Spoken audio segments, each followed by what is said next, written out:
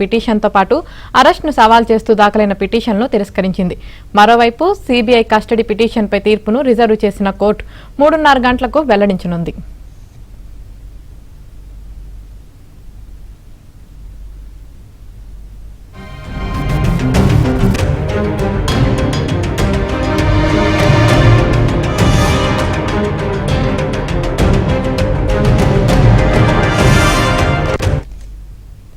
MLC Kalvakuntla కవితకు rows avenue కోర్టులో చుక్కెదురైంది. CBI ప్రశ్నించడాన్ని సవాల్ చేస్తూ దాఖలైన పిటిషన్తో పాటు అరెస్ట్ను సవాల్ చేస్తూ దాఖలైన పిటిషన్లను తిరస్కరించింది. మరోవైపు సీబీఐ కస్టడీ పిటిషన్పై తీర్పును రిజర్వ్ చేసిన కోర్టు 3:30 గంటలకు వెల్లడించనుంది. దీనికి సంబంధించి మరింత సమాచారం మా ప్రతినిధి సతీష్ అందిస్తారు. సతీష్, చెప్పండి, కవిత పిటిషన్లు కోర్టు తిరస్కరించింది. దీనికి సంబంధించి మీ దగ్గర ఉన్న పూర్తి అప్డేట్ ఏంటి? యావని ఎమ్మెల్సీ కవితకు రౌస్ అవెన్యూ కోర్టులో చుక్కెదురని చెప్పాల్సి ఉంటుంది. ప్రధానంగా ఎమ్మెల్సీ కవిత సిబిఐ తనను అరెస్ట్ చేయడంతో పాటుగా సిబిఐ తనను విచారించడాన్ని కూడా సవాల్ చేస్తూ ఒక 2 అప్లికేషన్లు దాఖలు చేయడం. ఆ అప్లికేషన్ కూడా కాసేపటి క్రితమే రౌస్ అవెన్యూ కోర్టు డిస్పోజల్ చేస్తూ కాసేపటి క్రితమే తీర్పు ఇవ్వడం జరిగింది. ఇక ఈ కేసులో ప్రధానంగా దాదాపు ఉదయం నుంచి కూడా వాదనలు అనేకంగా జరిగాయి. సిబిఐ కూడా ఒక అప్లికేషన్ దాఖలు చేసింది. అప్లికేషన్లో సంచలనమైన నిజాలన్నీ కూడా కొంత వెలుగులోకి వస్తున్నట్టు తెలుస్తుంది. ఇందులో ఏ విధంగా ఇన్వాల్వ్ అయింది, సౌత్ గ్రూప్లో 100 కోట్ల లాబీ ఏ విధంగా జరిగింది, అదేవిధంగా శరత్ చంద్రారెడ్డిని ఏ విధంగా బెదిరించి దాదాపు 25 కోట్ల రూపాయలు తీసుకున్నారనే విధంగా కావచ్చు, మాగుంట రాఘవరెడ్డి మాగుంట శ్రీనివాసరెడ్డి నుంచి కూడా ఏ విధంగా డబ్బులు తీసుకున్నారు, లేని భూమిని కొన్నట్టుగా సృష్టించి ఏ విధంగా ట్రాన్స్ఫర్ చేశారు, అదేవిధంగా ఇక ఎమ్మెల్సీ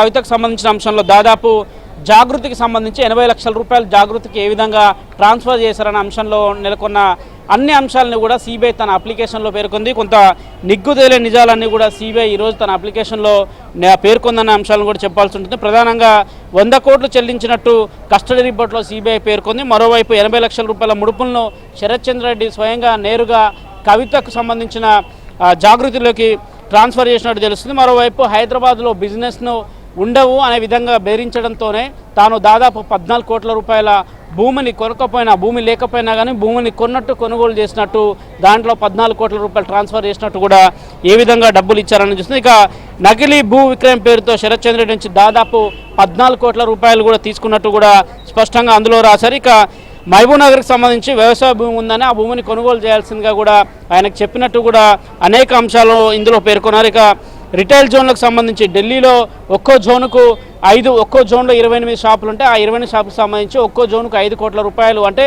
25 కోట్ల రూపాయలు 5 జోన్లకు సంబంధించిన డబ్బులను కూడా ఏ విధంగా కవిత శరత్ చంద్రారెడ్డి నుంచి తీసుకున్నారనే సంబంధించిన అంశంలో కూడా సిబిఐ స్పష్టంగా తన పిటిషన్లో పేర్కొన్నారు. ఇక మాగుంట శ్రీనివాసరెడ్డి నుంచి సంబంధించి దాదాపు 50 కోట్ల రూపాయలు ఏ విధంగా డిమాండ్ చేశారో అందులో ఏ విధంగా తీసుకున్నారో, అదేవిధంగా విజయ్ నాయర్కి సంబంధించి 25 కోట్ల రూపాయలను ఏ విధంగా చెల్లించారనే అంశంలో కూడా అనేక అంశాలను ఇందులో పేర్కొన్నారు. మరోవైపు గోవాకు 44.45 కోట్ల రూపాయలు ఏ విధంగా హవాలా రూపంలో తరలించారనే అంశాన్ని కూడా సిబిఐ స్పష్టంగా ఇందులో పేర్కొంది. అనేక డిజిటల్ ఎవిడెన్స్ను సేకరించామనే అంశాన్ని కూడా కోర్టు ముందు ఉంచింది. మరోవైపు ఇక 2 అప్లికేషన్లు దాఖలు చేశారు. 2 అప్లికేషన్లు కూడా కవితకు చుక్కేరైంది. ఇక 3వ అప్లికేషన్ సిబిఐ తాజాగా దాఖలు చేసింది. ఆ దాఖలు చేసిన దాంట్లో కస్టడీకి ఇవ్వాల్సిందిగా 5 రోజుల పాటు కవితను సిబిఐ కస్టడీకి ఇవ్వాలి. సిబిఐ కస్టడీలో మరిన్ని అంశాలు కవితతో చర్చించాలి. అదేవిధంగా అరవింద్ కేజ్రీవాల్ని అదేవిధంగా ఆయనకు సంబంధించిన ప్రశ్నలు కూడా సంధించాల్సి ఉంటుంది. మరోవైపు బుచ్చిబాబుకు సంబంధించి బుచ్చిబాబు వాట్సాప్ నుంచి అంతా డేటా రికవరీ చేశారనే అంశాన్ని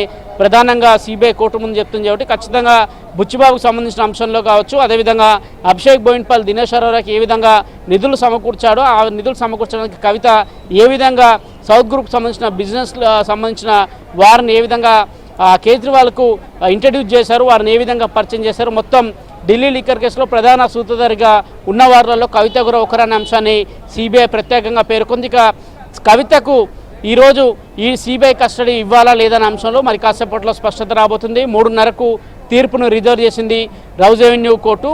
3:30కు కవితకు ఎన్ని రోజుల పాటు సిబిఐ కస్టడీ విధిస్తారు, సిబిఐ 5 రోజుల పాటు కస్టడీ కాబట్టి 5 రోజులు ఇస్తారా, కవితకు 3 రోజుల సిబిఐ కస్టడీ విధిస్తారనేది కూడా చూడాల్సి ఉంటుంది. దానిపైన మరి కాసేపట్లో కూడా క్లారిటీ రాబోతుంది. ఇక ఒకవేళ కాక కవితకు 5 రోజుల సిబిఐ కస్టడీ విధిస్తే మాత్రం ఖచ్చితంగా కవితను సిబిఐ ప్రధాన కార్యాలయంలో విచారించే అవకాశాలు కూడా చాలా స్పష్టంగా ఉన్నాయి. ఇప్పటికే కవితను నిన్న అరెస్ట్ చేసినట్టు వారి కుటుంబ సభ్యులకు సైతం కూడా ఇన్ఫార్మ్ చేయడం జరిగింది. మొత్తానికి కేసుకు సంబంధించిన విషయంలో ఇక దూకుడుగా సిబిఐ ముందుకు వెళ్తున్నట్టు కూడా తెలుస్తుంది. అందులో భాగంగానే సిబిఐ విచారణ కోరుతుంది. ఇక సిబిఐ కవితను విచారించిన తర్వాత తదుపరి అరెస్ట్ ఎవరుంటారు, ఏ నేతను సిబిఐ అరెస్ట్ చేయబోతుందనే కూడా కొంత ఉత్కంఠ నెలకొంది. Yamini. Right, thank you Satish.